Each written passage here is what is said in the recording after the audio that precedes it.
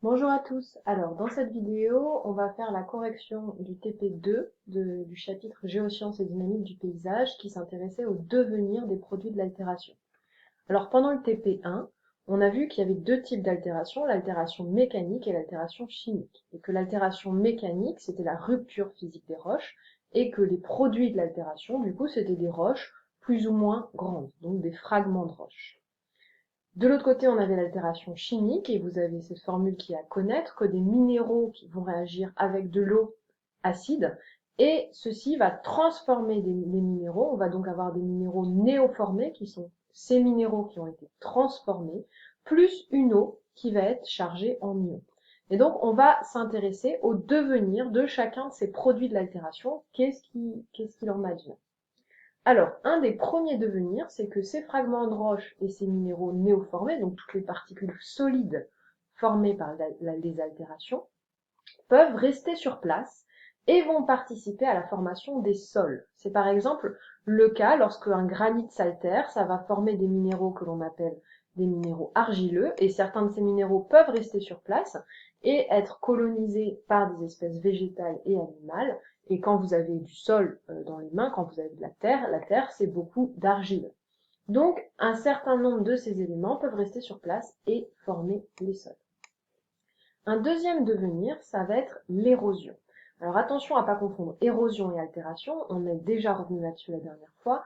L'érosion, c'est la mise en mouvement des particules. C'est-à-dire, c'est pas la formation des particules, c'est vraiment le fait que les particules, elles étaient là et elles se retrouvent mises en mouvement par trois agents possibles, soit l'eau, donc un cours d'eau qui va venir arracher les sédiments et les mettre en suspension, soit le vent, soit la glace. Et donc, on peut avoir mise en mouvement de ces particules solides. Ensuite, suite à cette mise en mouvement, on va avoir transport. Donc, par exemple, des blocs de roche vont pouvoir être transportés sur un glacier. Le vent va pouvoir transporter des petites particules de poussière ou de sable. Et l'eau va pouvoir transporter des fragments de roche de différentes tailles. Donc, ces particules vont être transportées.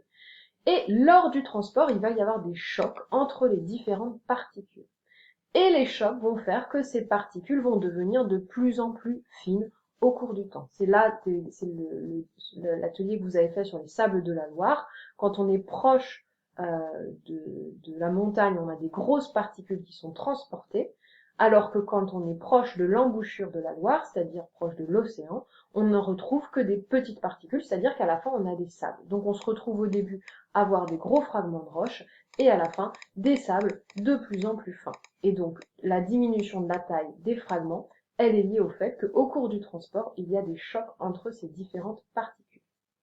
Ensuite, la dernière étape, ça va être la sédimentation. Lorsque la vitesse du courant va diminuer, les particules vont se déposer et elles vont alors former ce que l'on appelle des sédiments. Et en fonction de la taille des particules, on va avoir des argiles, du sable ou des galets. Donc on a différents types de sédiments en fonction de à quel point les fragments de roche ont été choqués lors du transport. Donc à quel point, à quelle vitesse, à quelle distance ils ont été transportés de leur source.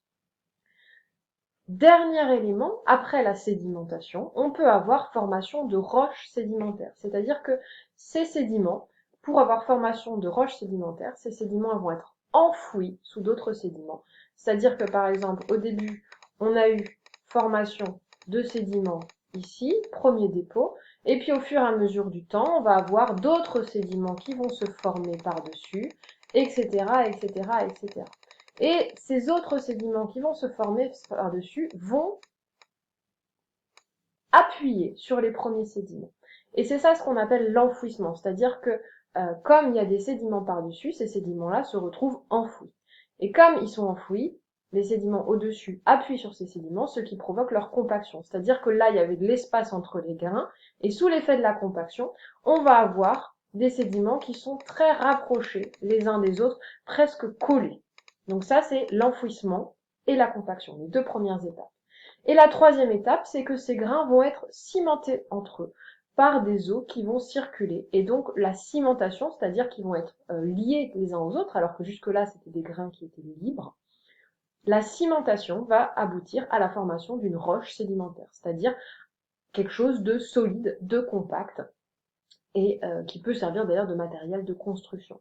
Et en fonction de la taille des grains, on va avoir différentes roches sédimentaires. Si les grains c'était des galets, on va avoir une roche sédimentaire que l'on appelle un conglomérat, où on va voir de manière très apparente des gros galets qui vont être emprisonnés dans une matrice. Si les grains c'était du sable, on va avoir un grès, et lorsqu'on regarde un grès, on voit bien tous les petits grains de sable, et quand on touche, on sent les grains de sable, mais par contre qui sont liés entre eux, et on a une roche qui est bien solide parce qu'ils ont été cimentés. Et si les grains c'était des argiles, on va avoir une argilite, et là on a une roche qui a des grains très très très fins. Donc voilà pour le deuxième devenir des éléments solides. Érosion, transport, sédimentation, et ensuite formation de roches sédimentaires. Alors tout ça, bien sûr, c'est un processus qui prend énormément de temps, notamment ce dernier processus. Alors, il y a enfin un dernier produit de l'altération qui est l'eau, qui va être chargée en ions. Et la question, c'est que vont devenir ces ions qui sont transportés à l'intérieur de l'eau.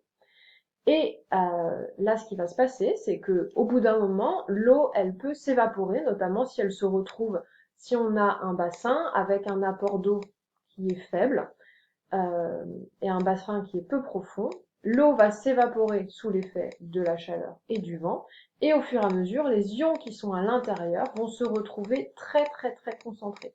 Exactement comme si vous mettez de l'eau salée dans un verre d'eau, de l'eau très très salée dans un verre d'eau, vous laissez s'évaporer, et au bout d'un moment, vous allez observer la formation de cristaux, parce que les ions qui sont à l'intérieur, notamment si c'est de l'eau salée, vous allez avoir les ions Na+, et Cl-.